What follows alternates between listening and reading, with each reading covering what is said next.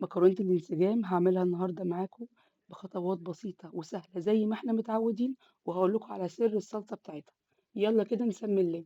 عندي الأول طاسة كده بانزل فيها بحبة من الزيت، يعني حوالي أقل من ربع كوباية كده زيت، وبعد كده باجيب بصلاية كبيرة مبشورة وعليها معلقتين من النشا، وبانزل بيها في الزيت لغاية ما تحمر وتاخد اللون الدهبي اللي أنتم شفتوه.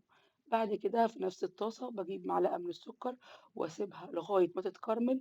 أول ما يتكرمل معايا بانزل معلقتين من الصلصة المعلبات، وبعد كده عصير الطماطم، حوالي كيلو إلا ربع من الطماطم، بانزل بقى بملح وفلفل، كمون، بابريكا، من كل حاجة نُص معلقة صغيرة، ومكعب ماجي، نُص معلقة من الملح.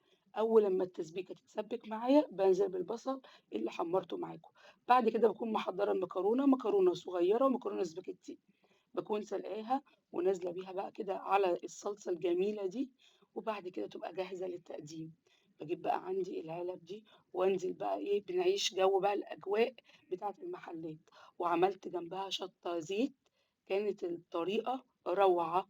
بُصّوا ما شاء الله، حاجة كده سهلة وسريعة. الشطة الزيت طبعًا هاقول لكم عليها.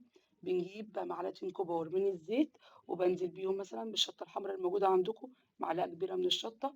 وبعد كده أول ما الشطة بس ريحتها تطلع، بانزل معلقة من الصلصة اللي أنا عملتها معاكم، وكده تاكلوا